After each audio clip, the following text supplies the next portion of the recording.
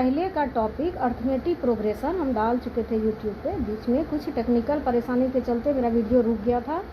आज हम फिर नया वीडियो लेके आए हुए हैं। कंस्ट्रक्शन टॉपिक है ये, 10th के बच्चे के लिए ये बहुत ही इम्पोर्टेंट टॉपिक है। एग्ज़ाम को देखते हुए ये 5 नंबर का क्वेश्चन होता है और एक क्वेश्चन आता है और कम समय में बनाने वाला ये 5 नंबर का सबसे सटीक क्वेश्चन होता है।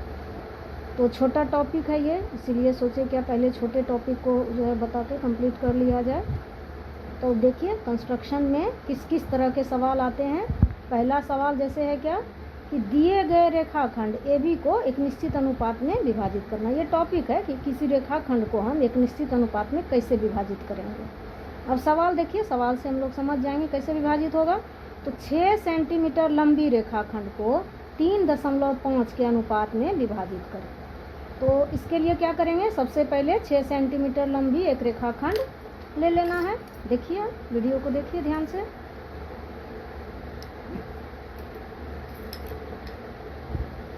छः सेंटीमीटर लंबी रेखाखंड, ये हो गया 6 सेंटीमीटर, 6 सेंटीमीटर ले लिए, 6 सेंटीमीटर रेखाखंड ले लिए। अब क्या करना है, ये रेखाखंड का नाम दे देते हैं AB।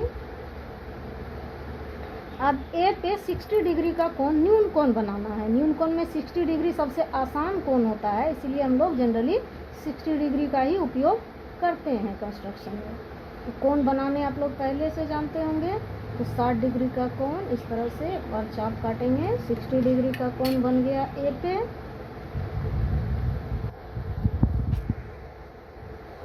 कंस्ट्रक्शन में हमेशा पेंसिल को पतला रखना है। पेंसिल का नोक पतला होना चाहिए। इसका जो है देखिए इस तरह B पर भी 60 डिग्री का कोण हम बना लेंगे दोनों किनारे पे। A पे ऊपर की तरफ बना रहे हैं, B पर नीचे की तरफ बना रहे हैं। ये बना लेना है दोनों तरफ से।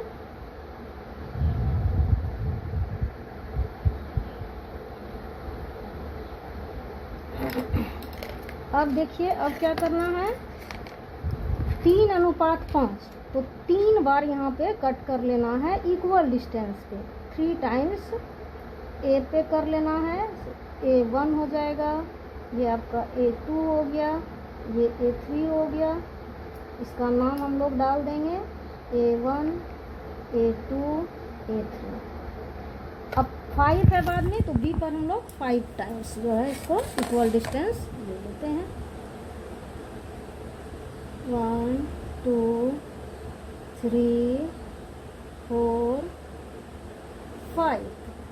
अब नाम डाल देंगे इसका, क्या हो गया, B1, B2, B3, B4, B5। 5 भाग में इसको कर लिए। अब क्या करना है, इसमें ये तीसरे को 5वें से मिला देना है। ये तीसरे पार्ट को 5वें पार्ट से मिला देना है। ये देखिए ये अब क्या हो गया, 3:5। ये पार्ट हो गया 3, ये हो गया 5, 3:5 हो गया। तो इस तरह से हम लोग दिए गए रेखाखंड को चाहे जिस भी लंबाई का रहे, जो लंबाई रहेगा उसको खींच लेना है। और ये तरीका है कि कैसे हम अनुपात में विभाजित करेंगे। तो ये हो गया। अब अगर इच्छा हो तो इसको चरण वाइज हम लोग लिख सकते हैं, नहीं भी लिख सकते हैं, कोई कंपल्सन नहीं है। जैसे अगर लिखना चाहेंगे तो क्या लिखेंगे, प्रथम चरण इसका, प्रथम चरण में क्या हो गया, AB बराबर 6 सेंटीमीटर, ये ले लिए AB बराबर 6 सेंटीमीटर। दूसरा चरण, कोण A बराबर 60 डिग्री, कोण B बराबर 60 डिग्री बना लिए। तीसरा चरण,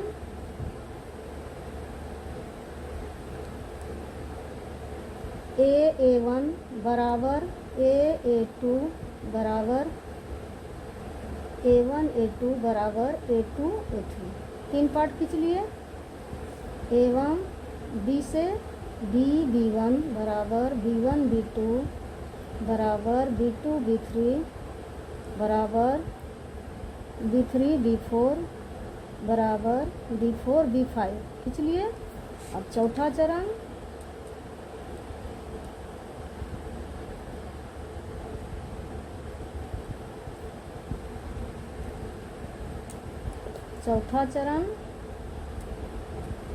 A3 और B5 को मिलाया। ये हो गया। इस तरह से हम लोग दिखा देंगे। ठीक है, तो रेखाखंड को अनुपात में विभाजित करने के लिए सीख लिए। चलिए, एक हो गया। अब दूसरा टॉपिक पर हम लोग आते हैं। ये रेखाखंड से रिलेटेड एक ही सवाल था, सीख लिया अब हम लोग।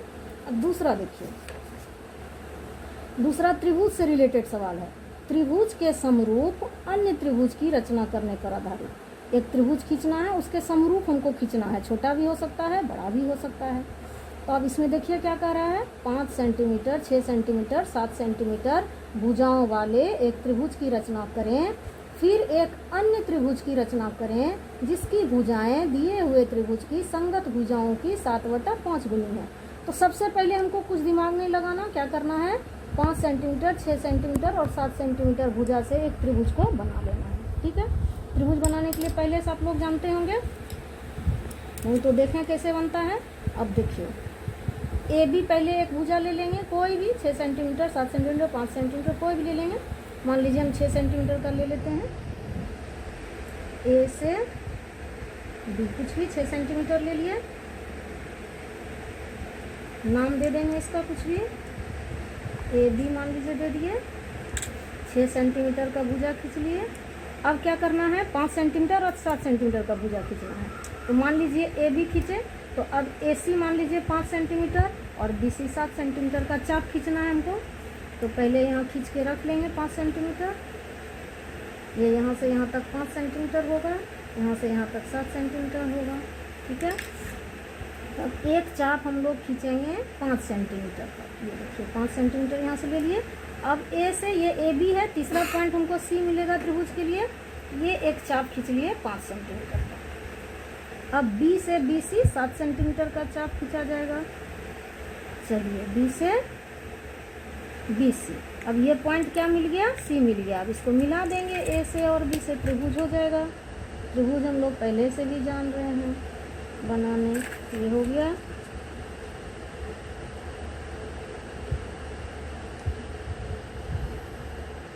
ये हो गया ए बी सी त्रिभुज हो गया। अब देखिए इसको समझिए, अनुपात को, जिसकी भुजाएं दी हुई त्रिभुज की संगत भुजाओं की 7/5 गुनी है। तो 7/5 गुनी का मतलब क्या है कि ये जो भुजा है हमको, इसको क्या होगा, इस त्रिभुज से बड़ा 7/5, 7 ऊपर है और 5 नीचे है। इसका मतलब क्या हुआ, अगर 5 से भाग देते हैं 7 में, देखिए क्या होता है, 1/2/5, यानी इससे बड़ा बनेगा। इस त्रिभुज से बड़ा त्रिभुज मेरा बनेगा। इतना बात तो समझ में आ गया। इससे बड़ा बनाना है। अब करना कैसे है, देखिए ए पर हमको 60 डिग्री का एंगल बना के नीचे की तरफ एक लाइन खींचना है। अब देखिए ए पर 60 डिग्री का बनाते हैं।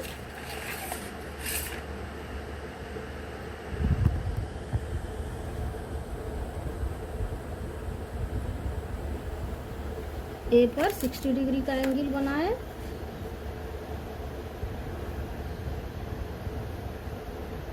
ए पर 60 डिग्री का एंगल बन गया।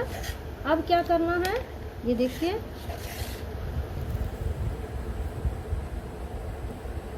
7/5 बड़ा 7 है, 7 पार्ट में इसको हमको डिवाइड कर देना है।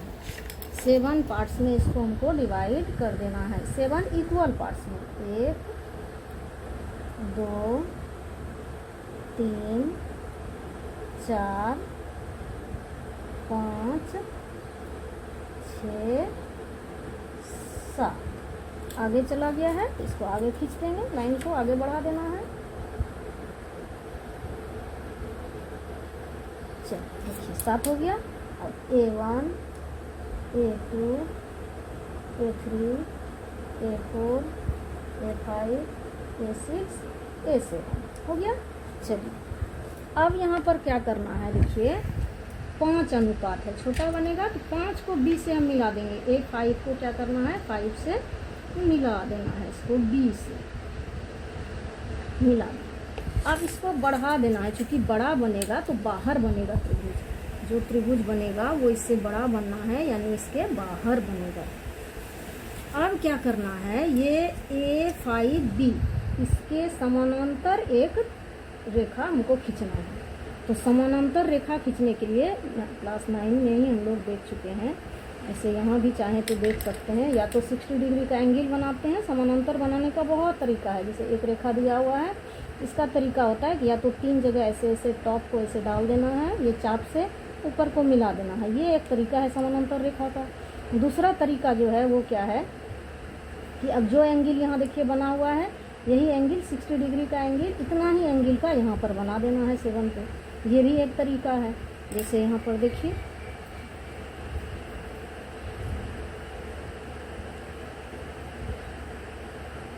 इतना डिस्टेंस पर चाप जा रहा है, यहाँ पर से देखिए इतने डिस्टेंस पे हम लोग खींच लेंगे चाप को।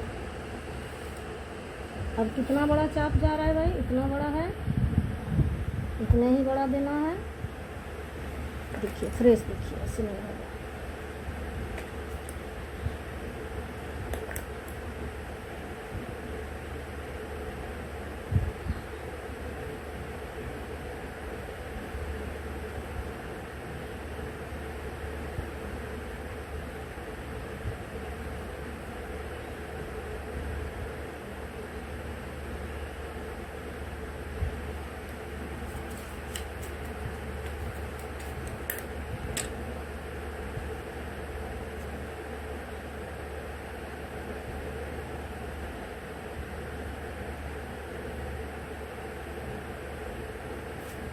देखिए ये इसके समानांतर गया। अब इसका B' नाम दे देते हैं। फिर इसी प्रकार से जैसे ये B पर बना हुआ है, उसी तरह से B' और C को आगे बढ़ाते हुए खींचेंगे। C को आगे बढ़ाते हुए एक समानांतर रेखा खींचना है। एक समानांतर रेखा यहाँ भी खींचना है। यहाँ ध्यान से देखिए कैसे खींचना है समानांतर रेखा। ये देखिए इस तरह से जो चाप है, इतना ही डिस्टेंस का चाप यहाँ पर बनाना होता है। ये देखिए ये चाप का जो लंबाई है, उसी चाप का लंबाई का यहाँ कर लेना है।